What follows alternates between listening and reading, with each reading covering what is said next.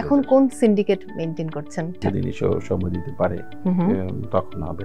Afran Nisho director এবং নায়কের মধ্যে একটা খুনসুটি হচ্ছিল, সে সেটে এসে আমাকে প্রথমে একটু খোঁচা দিবে, তারপরে আমি কেন বলছিস একটু করবো, তারপরে দুজনে কিছুক্ষণ বাস হয়, তারপরে আবার ঠিক হয়ে। পচা শামুকে আমি ভয় পাই না, শিহাব শাহিন কি পচা শামুকে ভয় পায়? ভয় পাই না সবসময়, কিন্তু কেয়ারফুল থাকি আর। নাটক কি আর কখনো বানাবেন নাকি ওটিটি এবং বড় পর্দাতেই এখন সীমাবদ্ধ থাকবেন? হয়তো মাঝে মধ্যে একটা দুইটা বানাতে পারি নাটক, খুব বানানোর ইচ্ছা নেই। আপনার কাছে প্রেমের মানে কি?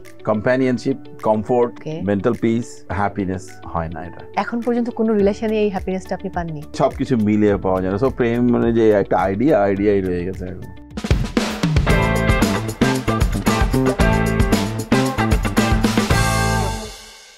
দর্শক সবাইকে ওয়েলকাম করছি আইসিসিএল প্রেজেন্স টিবিএস স্পটলাইটে। আমার সঙ্গে আজ এমন একজন আছেন যিনি অসম্ভব সৃষ্টিশীল একজন মানুষ এবং তার সৃষ্টিশীলতা দিয়ে সবসময় তিনি আমাদেরকে মুগ্ধ করেন। যদিও বড় পর্দার কথা যদি বলি তাহলে মাঝখানে একটা 10 বছরের লম্বা গ্যাপ। 10 বছর আগে তো মন ছুঁয়ে দিয়েছিলেন, এবার তিনি মনের মধ্যে একটা দাগ কেটে দিয়েছেন।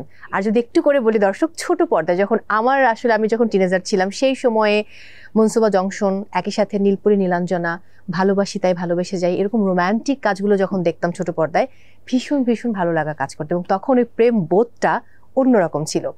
এরপর তিনি অবশ্যই আমাদের জন্য মরিচিকা বানিয়েছেন, সিন্ডিকেট বানিয়েছেন, অ্যালেন স্বপনের কথা কিভাবে ভুলেছে, এবং এবারের ঈদে তিনি আমাদেরকে ওটিটিতেও কাজ উপহার দিয়েছেন, একই সাথে বড় পর্দায়ও কাজ উপহার দিয়েছেন। আমি বলছিলাম মাইসেলফ অ্যালেন স্বপনের দ্বিতীয় কিস্তির কথা, এবং সেই সাথে ছুঁয়ে দিলে মনের নির্মাতা এবং দাগি খ্যাত নির্মাতা শিহাব শাহিন রয়েছেন আজ আমাদের সঙ্গে। কেমন আছেন? এই তো এত বিশেষণ রে বাপ। না কিন্তু দুজনই আমরা আজকে খুব কষ্ট করে এখানে এসে পৌঁছেছি, কষ্ট করে, ভয়ানক কষ্ট করে। তো জ্যাম, বৃষ্টিটা না হলে আর একটু তাড়াতাড়ি আসতে পারতাম। একদমই তাই, অসম্ভব ধন্যবাদ দিব আমি আপনাকে, অসংখ্য অসংখ্য ধন্যবাদ যে আপনি আমাদের কাছে সময় দিয়েছেন। বাই দ্য ওয়ে, মানে এখন কোন সিন্ডিকেট মেইনটেইন করছেন? না রে ভাই, আমার কোনো সিন্ডিকেটই নেই। আমরা তো মানে অ্যাকচুয়ালি কে কাকে সিন্ডিকেট বলছে আমি জানি না। আচ্ছা, কে কারে কেন সিন্ডিকেট বলে? I am just kidding. মানে সিন্ডিকেটের দ্বিতীয় কিস্তি কবে আসছে? সিন্ডিকেটের দ্বিতীয় কিস্তি নিশোর সময় হলে, আচ্ছা, যদি নিশো সময় দিতে পারে তখন হবে। যখন সময় দিতে পারবে তখনই তার মানে এখন কি অনেক কাজ নিয়ে ব্যস্ত, নতুন নতুন কাজ করছে? নিশো তো ফিল্ম ছাড়া আপাতত কিছু করছে না, করলে যখন করবে তখন। আচ্ছা, এটা এখনো নিশোর ডেট পাওয়া সাপেক্ষে। দর্শক আমি শুরুতেই আমাদের পরিচালককে জিজ্ঞাসা করে নিচ্ছি যে আমরা আসলে আজকে কতটুকু স্পয়লার দিতে পারবো, কারণ আমি যখন দাগি দেখতে গেছি আমার অভ্যাস হচ্ছে আমি ফোনের নোটে সব লিখে রাখি, তো আমার ফোনের নোটে আমি অনেক কিছু টুকে রেখেছি। এখন এত কিছু বলতে গেলে কি স্পয়লার দেওয়া হয়ে যাবে বা আমি কতটুকু দিতে পারবো? দর্শক হলে যাবে না এমন কিছু দেয়া যাবে না, যেটা শুনে যাওয়া না, যেটা এই তো দেখা তো হয়েই গেল, শোনা তো হয়েই গেল। একটা ব্যাপার নিয়ে একটু বলি, এখানে জেনারেশন জেড এর অনেক টপিক এসছে। টপিক বলতে আমি বোঝাচ্ছি যে যেই শব্দগুলো তারা ব্যবহার করে কমিউনিকেশনের জন্য, এরকম অনেক শব্দ রয়েছে। সো এটা তো খুব সচেতন ভাবে আপনি করেছেন।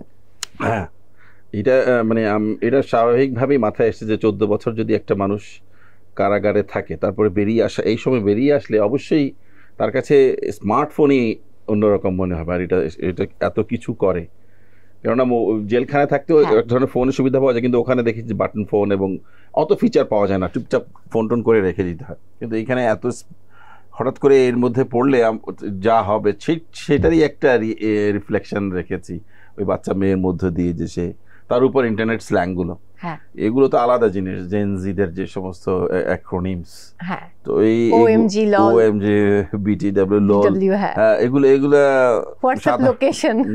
এগুলা সাধারণ মানে 14 বছর ধরে জেলে ছিল তার পক্ষে বের করা একদমই মুশকিল। অ্যাপ্লিকেশন অ্যাপগুলা বোঝাও তো মুশকিল হয়ে যাবে। সো এই যে জেনারেশন গ্যাপে, দুটো জেনারেশনের ভেতর যে খুনসুটির সম্পর্ক, এইটা দিয়ে যে না বোঝা এইভাবে যে দূরত্বটা কমে আসে, সেটা বোঝানোর জন্য আমি এটা ইউজ করেছিলাম। ঠিক 10 বছর আগে যখন ছুঁয়ে দিলে মন দেখেছিলাম, 10ই এপ্রিল মুক্তি পেয়েছিল। তো সেই সময়ে ওই সিনেমায় আপনার কোনো ক্যামিও এন্ট্রি আমরা দেখিনি, বাট এবার দাগিতে কিন্তু দেখেছি। আমরা যেমন ওপার বাংলায় দেখি সৃজিত মুখার্জি, তিনি ওরকম ক্যামিও এন্ট্রি দিয়ে থাকেন তার বিভিন্ন সিনেমায়। অনেকে, হিচকক, টারান্টিনো, এক্স্যাক্টলি, অনেকেই দিয়েছেন। তো এটা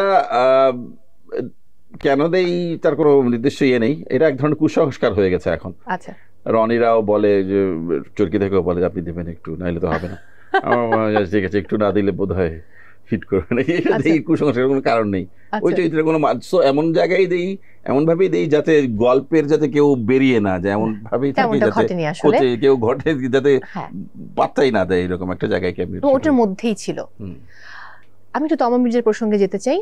তার ক্যারেক্টারের আমার কাছে অ্যাজ অ্যান অডিয়েন্স মনে হয়েছে তিনটা শেড আছে, তিনটা ডিফারেন্ট, মানে একজন গার্লফ্রেন্ড, এক্স গার্লফ্রেন্ড বা নতুন বউ যখন হলো মনোজ প্রামাণিকের, এরপর যখন তিনি রাশেদ মামুন অপুর ওয়াইফের চরিত্রে অভিনয় করছে, একটা টিনেজার মেয়ের মা। Spoiler, this is spoiler. ও স্পয়লার, দর্শক আমি স্পয়লার দিচ্ছি, কিন্তু অনেক দর্শকই সেটা জানেন কারণ এটা অলরেডি অলমোস্ট সবাই দেখে ফেলেছেন, এখন অনেকে বাকি আছে। যাই হোক, তমা মির্জা সম্পর্কে আপনার মন্তব্য। মানে আমরা যখন তোমার কাস্ট করি তখন একটাই সংশয় ছিল, অ্যাজ এ ইয়াং ওমেন একটা কিশোরী মেয়ের মা হওয়া কতখানি বিশ্বাসযোগ্যভাবে করা সম্ভব, মাতৃত্ব বোধ কতটা জাগিয়ে তুলতে পারবে। মায়ের রোল প্লে করা তো যে কারোর পক্ষে একটু দড়িয়ে ধরলে বা ইয়া ধরলে চোখে মুখে আসবে না। হ্যাঁ, ট্রু। সো এই মাদারহুডটার জন্য তাকে মানে বেশ চেষ্টা করতে বলেছেন, রিহার্সালও আমরা করেছি বেশ কিছু। তার ইমোশনাল এমন কোনো মেমোরিও নাই, যে কোনো একটা মেমোরি পাওয়া গেছিল, তার একটা বিড়াল ছিল, সে খুব আদর করতো। তো সেই মেমোরিটাকে একটু একটু কাজ করে তারপরে অবজারভেশন দিয়ে একটা ন্যাচারাল ওয়েতে সে প্রেজেন্ট করেছে। সো এই রিহার্সালগুলো খুব কাজে দিয়েছে, এবং সেও অভিনেত্রী হিসেবে প্রচুর ম্যাচিউরড হয়েছে। এই সিনেমার মধ্যেই দেখেছি প্রচুর ম্যাচিউরড হয়েছে। শুরুতে রিহার্সালের শুরুতে যা ছিল, আস্তে আস্তে আস্তে আস্তে নিজেই বুঝতে পেরেছে যে চরিত্রটা কেমন, কিভাবে এই জার্নিটা সে করেছে।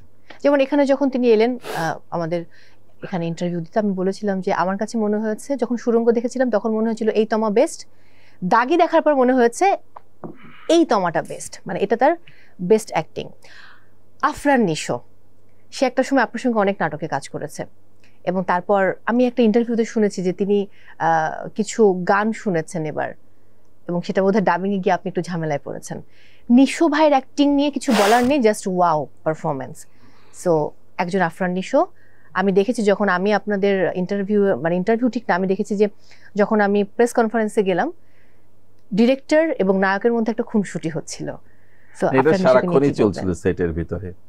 সে সেটে এসে আমাকে প্রথমে একটু খোঁচা দিবে, তারপরে আমি কেন হচ্ছে একটু করবো, তারপরে দুজনে কিছুক্ষণ বাস হয়, তারপরে আবার ঠিক হয়ে যায়। এটা সবাই দেখেছে সেটের ভিতরে যারাই ছিল। পুরো চরিত্রের জার্নিটা করেছে, একটা মেথড অ্যাক্টিং অ্যাপ্লাই আমি দেখেছি সেইটাতে করতে। মেথড অ্যাক্টিং একটু ডিফিকাল্ট, মানে চরিত্রের জীবনটা যাপন করা, তার সাথে ইমোশনালি ইনভলভ হয়ে থাকা অলওয়েজ, অল দ্য টাইম, এবং তাদের পরে বেরোতেও সময় নেয়। সে মেথড অ্যাক্টিংয়ের এই প্রসেসটার ভেতর দিয়ে গেছে, আবার কখনো কখনো ন্যাচারাল অ্যাক্টিং করেছে। তো পুরোটা সময় এত সিনসিয়ারলি ডিভোটেড সে পারফরমেন্স করেছে, যেটা দেখা গেছে। এই যে মিউজিকের বিষয়টা ছিল, মিউজিকটা তাকে হেল্প করতো তার মুডটার জন্য, ইন্ট্রিগ করতো। সো এটা আমাদের শুটিংয়ের সময় কোনো সমস্যা হয়নি, আমাদের কোনো প্রবলেম নেই। গানটা বেজেছে বা মিউজিকটা বেজেছে, সে মুডটা বা জোনে ঢুকেছে।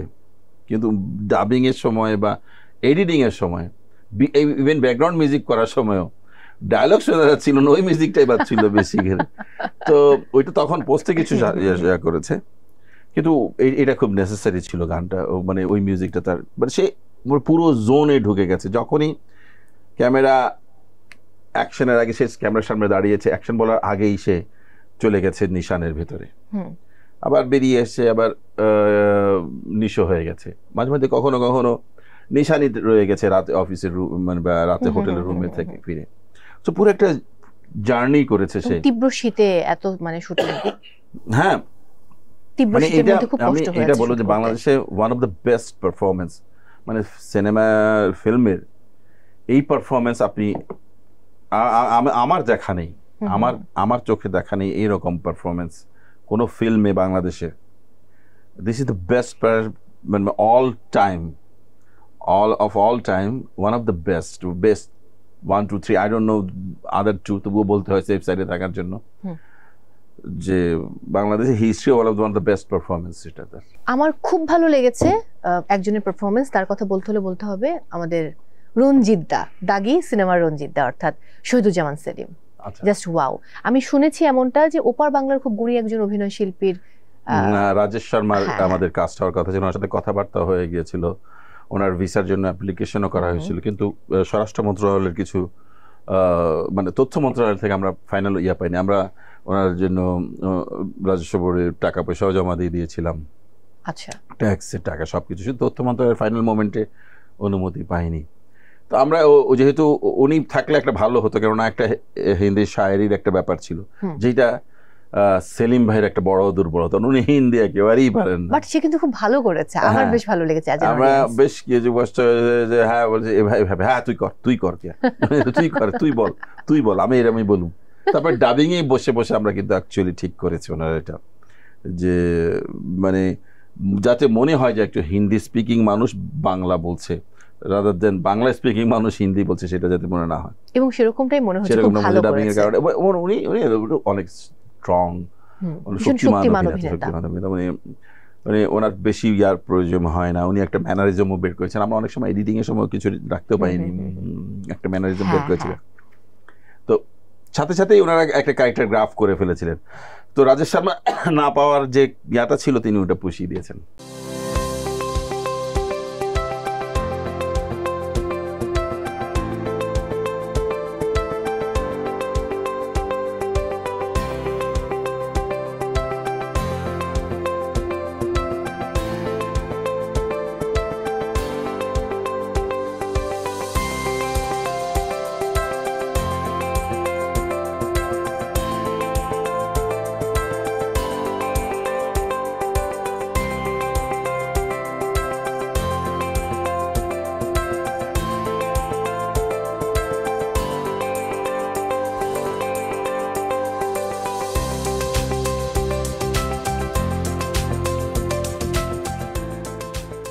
একেবারেই তাই। আমি শুনছিলাম এমনটাও যে যে সিনগুলো আমরা দেখেছি বর্ডারের, সেই সিনটা আপনি বর্ডারের কাছাকাছি কোথাও করার প্ল্যান করেছিলেন, বাট কোন একটা জটিলতার কারণে সেটা বোধহয় করা সম্ভব হয়নি। আমরা একদম বর্ডারেই শুট করেছি। যে লোকেশনটা আমরা পেয়েছিলাম, বাছাই করেছিলাম, বিউটিফুল লোকেশন। ওই পারে অ্যাকচুয়ালি ইন্ডিয়া, এই পারে চা বাগান, ইন্ডিয়ান চা বাগান, এই পারে মাঝখানে একটা নদীর মতো, শুকনো নদীর মতো, এই পারে আবার বাংলাদেশের এইখানেও চা বাগান। মানে লোকেশনটা খুবই বিউটিফুল ছিল। আমরা মোটামুটি নিশ্চিত ছিলাম, এলাকার যারা গণ্যমান্য নেতারা ছিলেন তারাও বলে যে ঠিক আছে করেন, কোনো সমস্যা নেই। কিন্তু ঠিক তার আগেই আমরা শুটিংয়ে যাওয়ার রেকি করার ফাইনালে যখন সেট করতে গেলাম, অনুমতির জন্য গেলাম, তখন আমাদেরকে বিজিবি থেকে নিষেধ করা হলো। কেন 2 দিন আগেই দুজন বাংলাদেশিকে মেরে ফেলেছিল বিএসএফ, না আমরা আপনাদের কোনোভাবেই যেতে দেবো না, সেফটির ইস্যু আরো ভেতরে। তারপরে ধুপধাপ করে লোকেশন খুঁজে আরো ওইদিকে বাংলাদেশের ভেতরেই লাকিলি একটা লোকেশন, এই লোকেশনটা পাই। কিন্তু এটা ধুধু বালুচর ছিল, আমরা এটাকে লোকেশন থেকে মানে বিল্ড আপ করেছি, এখানে গাছপালা দিয়ে অনেক কিছু, সবকিছু মিলে। যেমন মেকআপের সেতু আপুর কাজ আমাদের সবার খুব পছন্দের কাজ, খুব ভালো লেগেছে, মানে মেকআপ, কস্টিউম, এভরিথিং। সবাই মানে একটা প্রজেক্টের সাথে ইমোশনালি ইনভলভ ছিল, মানে সিরিয়াসলি ইমোশনালি ইনভলভ ছিল। আমরা এই প্রথম প্রোডাকশন ডিজাইন করে গেছি। প্রোডাকশন ডিজাইন বাংলাদেশে এমনিতেই হয় না, প্রোডাকশন ডিজাইন করে প্রপারলি সবাইকে আমরা এর ভেতরে ইনক্লুড করেছি, যাতে মানে এটা কমপ্লেক্স আর্ট ফর্ম হিসাবে সবার ইনপুট না হলে হয় না। আরেকটা ব্যাপার মনে হয়েছে, লিখন যে চরিত্রটি সুনয়রা বিনতে কামাল করেছেন, মানে ওর জন্যই বোধহয় চরিত্রটি লেখা হয়েছে, আমার কাছে এমন মনে হচ্ছিল। আর এত চমৎকার করে আপনি শব্দগুলো অ্যাড করেছেন, সেটা তারই কৃতিত্ব।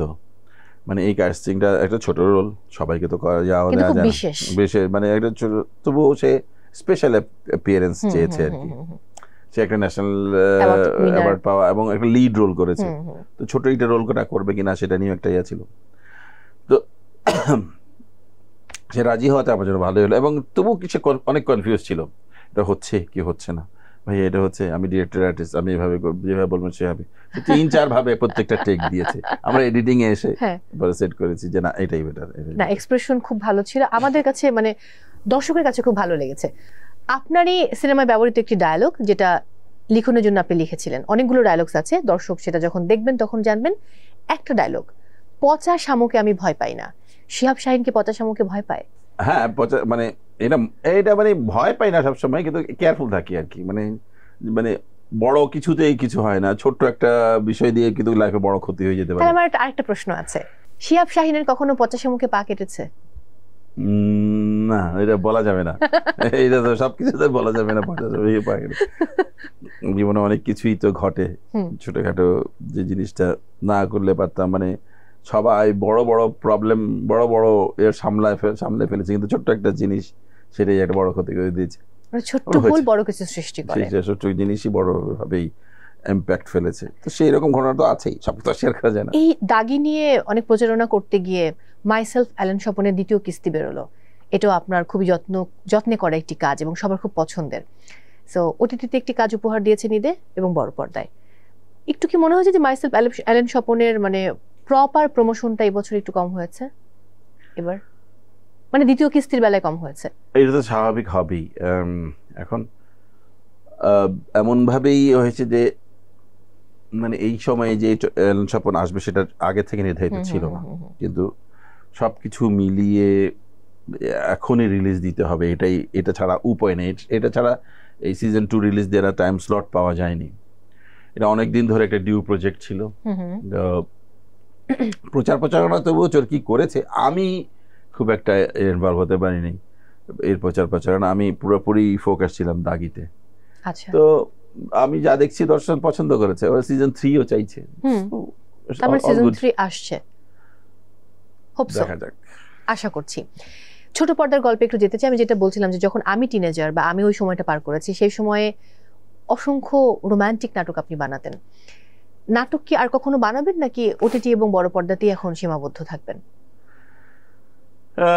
হয়তো মাঝে মধ্যে একটা দুইটা বানাতে পারি নাটক, খুব বানানোর ইচ্ছা নেই। কেন ইয়াং ছেলেপেলেরা কাজ করছে, সব জায়গায় গিয়ে আমি ভাগ বসালে তো হয় না, ওই জায়গাটা ছেড়ে দিতে হয়। করুক, ওটা করতে থাকে। মাঝে মধ্যে একটা দুইটা কাজ হয়তো করতে পারি, কিন্তু তেমন ভাবে সিরিয়াসলি নাটক বানানোর ইচ্ছা নেই। আপনার জীবনে প্রেম, আপনার কাছে প্রেমের মানে কি? Companionship, comfort, okay, mental peace, and happiness. কিন্তু হয় না, এটা হয় না। এখন পর্যন্ত কোনো রিলেশনে এই হ্যাপিনেসটা আপনি পাননি? মানে ওইটা পেলে ওইটা থাকে না, কমফোর্ট থাকে না, কমফোর্ট পেলে পিস থাকে না, হ্যাঁ অনেক কিছুই মানে সবকিছু মিলিয়ে পাওয়া যায় না। সো প্রেম মানে যে একটা আইডিয়াই রয়ে গেছে এখন। আচ্ছা, মানে তাহলে কি আপনি সবসময় প্রেমে বাঁচেন নাকি কাজে বাঁচেন, কোনটা? কাজের মধ্যে প্রেমে বাঁচি আমি। আমার যখন লিখি তখনই আমার মনে হয় আমার ক্যারেক্টারগুলো যে প্রেম করছে সেটাকেই মনে হয় যে okay, this should be the idol. এটা করলেই কিছু মানুষ যদি ফিল করে যে না, তাদেরও এরকমই হওয়া উচিত। অনেক মানুষই হয়েছে তাদের জীবনে, আমার কাজ দেখে বলেছে না, প্রেম তো ভালো, প্রেম তো দরকার জীবনে। সো আমি ওভাবেই লিখতে চাই, ওভাবেই করতে, যা মনে আসে, যা ফিল করি। ব্যক্তি জীবনে আমি অত এক্সপ্রেসিভ না, কিন্তু অনেক সময় দেখা যায় যে ওরকম আসেই না, তা না হলে তো ব্যর্থ হতাম না এতবার। কতবার ব্যর্থ হয়েছেন? I am divorce twice. সেটা আমি জানি, বাট প্রেমে কতবার ব্যর্থ হয়েছেন? প্রেমে ব্যর্থ হয়, প্রেমে তো সো দিস আর অল প্রেম এন্ড অল ব্যর্থতা তো ধরতেই হবে, বাকিগুলো আনঅফিশিয়াল। ইটস ওকে, ব্যর্থতা থেকেই আসলে সফলতার দেখা মেলে। এটা থেকেই হয়তো হতে পারে যে ওকে ফাইন, এই কারণেই যা নাই বাস্তব জীবনে তাই করে দেখে পড়বে। যেটা হবার হবে, এটা নিয়ে আসলে এত বদার হবার কিছু নেই। আমি একটু জানতে চাই, 10 বছর সময় নিয়েছেন দ্বিতীয় সিনেমা বানাতে, নেক্সট সিনেমা বানাতে কত বছর সময় নেবেন? না, সময় দেব না, খুব তাড়াতাড়ি করে ফেলবো নেক্সট সিনেমা। সেটার গল্প কি লেখা শেষ, চিত্রনাট্য শেষ? না, চিত্রের একটা আইডিয়া আছে, কয়েকটা আইডিয়া নিয়ে কাজ করছি। শিহাব শাহীন কখনো অন্যের চিত্রনাট্য বা গল্প নিয়ে সিনেমা বানাবে নাকি নিজের গল্পই সবসময় কাজ করবে? আমি নিজের গল্পই চেষ্টা করব কাজ করতে, অন্যের যদি ভালো পাই, যদি যেটা আমার পছন্দনীয়, যেটা আমার পছন্দ হয়েছে, কিন্তু আমি আমার মতো করেই চাইবো আর কি, সেটা হলে অবশ্যই, কেন না। আচ্ছা, আপনার যদি গানগুলোর প্রসঙ্গে যাই, কোন গান আপনার সবচেয়ে বেশি ভালো লেগেছে? বেশ কিছু গান রয়েছে আসলে আপনার সিনেমাতে, এবং সাদত ভাই লেখা গান জেফারের গানটা সবচেয়ে ভালো লেগেছে, আর মাশা যেটা গেয়েছে ওটাও ভালো। ওটা পেছনে অনেক সময় দিয়েছি, কিন্তু আনফরচুনেটলি আমরা পুরো গানটা রিলিজ করতে না পারাতে এটা আরো বিগ ইম্প্যাক্ট ফেলার কথা। আশা করছি পুরো গানটা রিলিজ, মানুষ পুরো গানটা, আমরা 1.5 মিনিটের গান রিলিজ পেয়েছিলাম, সো এটার যে ধরনের ইম্প্যাক্ট হয়ে গেছে সেটা হয়তো হয়নি, কিন্তু বড় পুরো গানটা রিলিজ দিলে সবার মধ্যেই সবার কাছে গানটা অনেক ভালো, অনেক সুন্দর গান, সাজিদ অনেক বিউটিফুল একটা গান, এবং সাজিদ সরকারের সাথে অনেকদিন পর আপনি কাজ করলেন। হ্যাঁ, অনেকদিন পর সাজিদের সাথে কাজ করলাম, তাও 10 বছরের মতোই। ছুঁয়ে দিলে মন সিনেমাতে তাহসান ভাই গান গেয়ে কিন্তু মেরিল প্রথম আলো পুরস্কার পেয়েছিলেন। এটাতেও ভাবে, কারণ এটাও খুব দারুণ গেয়েছে, খুব দারুণ গেয়েছে তাহসান। ওকে, থ্যাংক ইউ সো মাচ আজকে সময় দেওয়ার জন্য। দর্শকদের উদ্দেশ্যে কিছু বলুন। আপনাদের জন্যই একটা সিনেমা বানিয়েছি দাগি, আসুন দেখুন, আশা করি ভালো লাগবে। আবার অনেক অনেক ভালোবাসা আজকে আমাদেরকে সময় দেওয়ার জন্য, এবং বৃষ্টির কারণে আমরা দুঃখিত। অনেক ভালো থাকুন। Thank you. আমি বিদায় নিচ্ছি। দর্শক, বিদায় নিতে হচ্ছে আজকের মতো ICCL প্রেজেন্স TBS স্পটলাইট থেকে। সবাই অনেক ভালো থাকুন, নিরাপদে থাকুন। এখনো যারা দাগি দেখেননি, পরিবার পরিজন বন্ধু সবাইকে নিয়ে গিয়ে সিনেমা হলে একসঙ্গে দাগি দেখুন, উপভোগ করুন এবং থাকুন বাংলা সিনেমার সঙ্গে।